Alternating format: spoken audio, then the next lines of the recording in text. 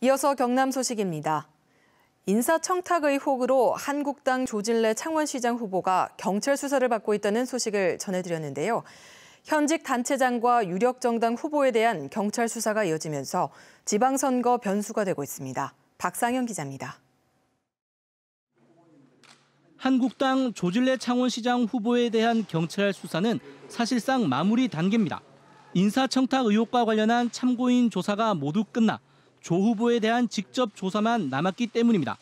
조 후보는 표적 수사라며 조사 거부를 선언했지만 경찰은 조 후보가 출석하기로 한 오는 10일까지 나오지 않으면 절차대로 진행하겠다는 입장입니다. 경찰 관계자는 이미 출석을 요청할 것이며 그래도 나오지 않는다면 강제 조사 등 모든 방안을 검토하고 있다고 밝혔습니다. 뇌물수수 의혹을 받는 송도근 사천시장에 대한 수사도 곧 마무리될 전망입니다. 송 시장 역시 주변 인물이 알선 수재 혐의로 구속되는 등 직접 조사만 남겨둔 상황입니다. 경찰은 정치권에서 표적 수사라고 반발하는 만큼 되도록 빨리 사건을 검찰에 송치하는 게 논란을 덜 수 있다고 보고 있습니다. 다만 나동현 양산시장의 업무 추진비 유용 의혹에 대한 수사는 시간이 꽤 걸릴 것으로 보이면서 선거에서 논란이 예상됩니다. 지방선거를 70여일 앞둔 상황에서 현역 단체장과 유력 정당 후보에 대한 경찰 수사가 이어지면서 선거의 변수가 되고 있습니다. KBS 뉴스 박상현입니다. 문재인 대통령 공약인 혁신도시 시즌2를 위한 발전계획 수립 용역이 본격 시작됐습니다. 공공기관 이전에서 한 걸음 더 나아가 산학형 클러스터 조성을 통해 경남 혁신도시를 지역성장 거점으로 육성한다는 계획입니다. 최세진 기자입니다. 지난 2월 문재인 대통령은 국가 균형 발전의 강력한 추진을 약속했습니다. 노무현 정부보다 더 발전된 국가 균형 발전 정책을 더 강력하게 추진할 것입니다. 지역 주민이 구체적으로 삶이 좋아졌다고 느끼도록 하겠습니다. 공공기관 이전으로 혁신도시 1기가 마무리됐지만 성과는 미미하다는 것. 이에 따라 각 혁신도시별로 차별화된 활성화 방안을 마련하고 지역의 신성장 거점으로 육성하는 것이 혁신도시 시즌2의 목표입니다. 몇몇 정보를 거치면서 원래 취지대로 활성화가 못된 면이 있었다고 판단한 거죠. 그래서 시즌2에서는 당초 혁신도시가 그리고자 했던 진짜 지역의 신성장 거점. 이에 따라 경남발전연구원도 국비 1억 8천만 원을 지원받아 경남 혁신도시의 발전 방향과 추진 전략에 대한 용역을 수행합니다. 핵심은 산학형 클러스터를 활성화하는 것. 진주 사천 항공산단과 연계해 국가혁신 클러스터를 조성하고 획기적인 지원으로 기업을 유치한다는 목표입니다. 중앙정부가 아닌 지방정부가 주도가 돼서 지역의 어떤 산업하고 연계시키고 또 지역 인재를 어떻게 채용할 것인가. 시도별 발전 계획을 토대로 정부는 오는 10월까지 혁신도시 종합발전 계획을 수립합니다. KBS 뉴스 최세진입니다. 지난 2일 밤부터 창원시 일부 지역 수돗물에서 약품 냄새가 심하게 나 주민들이 물을 쓰지 못했는데요. 알고 보니 해당 지역에 수돗물을 공급하는 배수지에 문제가 생겨 15,000여 가구가 혼란을 겪었습니다. 차주아 기자의 보도입니다.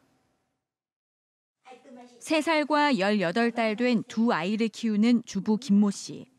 이틀째 수돗물을 아예 쓰지 못하고 있습니다. 수돗물에서 어지럼증까지 느낄 정도의 메스꺼운 약품 냄새가 났기 때문입니다. 물 냄새를 맡아봤더니 소독 냄새가 엄청 나더라고요. 양치하고 나서 계속 나고 손에서도 나고 갑자기 머리도 띵하고 아기는 못 씻을 것 같고요. 정수물 써야 될 것 같고요. 주변 아파트도 마찬가지입니다. 설거지한 그릇에서 냄새가 나 정수기로 다시 씻어야 할 정도입니다. 병원에서 나는 냄새 같은 거가 나서 설거지하고 난 뒤에 그릇에도 이제 남아있는 것 같고 냄새가 찝찝하죠. 창원시 사림동과 봉곡동, 봉림동 등 15,000여 가구의 수돗물을 공급하는 봉곡 배수지에 문제가 생긴 겁니다. 배수지 보수 공사를 마치고 지난달 31일 수돗물 공급을 재개했는데 남은 도료 냄새가 물에 밴 것으로 보입니다. 도료 성분일 거라고 이렇게 추측이 되는데 저수조에 담긴 물은 버려주시고 새롭게 물을 받으셔가지고. 창원시는 도료에 인체에 해로운 성분은 없다면서도 해당 배수지에 수돗물 공급을 중단하고 성분 검사를 하고 있다고 밝혔습니다.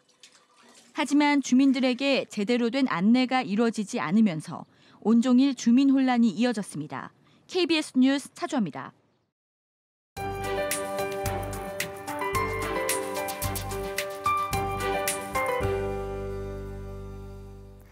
오늘은 출근길에 우산을 꼭 챙기셔야겠습니다. 아직은 비가 내리지 않지만 곧 경남 서부 내륙부터 비가 내리기 시작하겠습니다. 비구름은 오늘 정오 무렵 모든 지역으로 확대되겠고요. 밤까지 이어지겠습니다. 강수량은 5에서 최고 20mm로 비의 양이 많지는 않겠습니다. 비가 내리면서 고온 현상은 누그러집니다. 오늘 아침 기온은 어제보다 약간 높게 출발하지만 낮 기온이 어제보다 9도 정도 낮겠고요. 내일은 오늘보다 기온이 더 내려가겠습니다. 여기에 바람도 점점 더 강해져서 쌀쌀하게 느껴지겠습니다. 오늘 하늘 표정은 어제와는 많이 다릅니다. 구름이 잔뜩 끼어 있고요. 해안으로는 안개까지 짙습니다. 교통안전에 주의하셔야겠습니다. 현재 기온은 동부 지역이 15도 안팎으로 어제보다 2, 3도 정도 높게 출발하는데요. 낮 기온은 이보다 1도에서 최고 5도 정도 오르는 데 그치겠습니다. 경남 서부 지역은 함양과 산청 14도, 거창이 17도로 출발해서 한낮 기온 18도 안팎에 그치겠습니다. 오늘 해상에도 비가 내리면서 안개가 무척 짙겠고요. 물결은 모든 해상에서 최고 2에서 3m까지 높게 일겠습니다. 비는 오늘 밤에 그치지만 내일 또 다른 비구름이 들어와 다시 비가 내리겠고요. 비의 양도 최고 60mm로 오늘보다 더 많겠습니다. 기상정보였습니다. 더불어민주당 경남도당은 제주 4.3 사건 70주년을 맞아 논평을 내고 4.3 사건의 진실이 명확하게 규명되어 비극적인 역사가 반복되지 않기를 갈망한다는 입장을 밝혔습니다. 민주당 경남도당은 제주 4.3 사건은 국민에 대한 학살작전, 지역 고립 등 국가가 국민을 외면했던 사건이며 지금까지도 진실이 모두 밝혀지지 않았다며 희생자와 유가족들, 제주도민의 상처와 아픔이 치유되기를 기원한다고 전했습니다. 사천에 본사를 둔 한국항공우주산업 카이가 창사 이래 최대 규모인 사원 700여 명을 올해 상반기에 선발합니다. 카이는 이번에 연구개발 등 전 분야에서 신입사원 200여 명을 한국형 전투기 등 대형 개발을 위한 개발 경력직 500여 명을 각각 채용합니다. 카이는 이번 공개 채용에서 블라인드 전형을 확대하고 평가 항목 구체화와 평가 점수 세분화 등 더욱 강화된 서류 면접 전형 기준을 적용한다는 방침입니다. 경남에서 고용보험에 가입한 근로자 수가 지난해 울산과 더불어 전국에서 가장 많이 감소한 것으로 나타났습니다.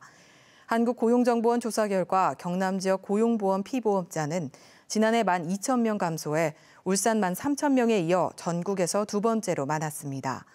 특히 조선업에서 고용보험 피보험자가 가장 많이 감소했고 철강과 자동차 등에서도 감소했는데 피보험자가 감소한 곳은 전국에서 경남과 울산뿐입니다. 지금까지 경남 소식이었습니다.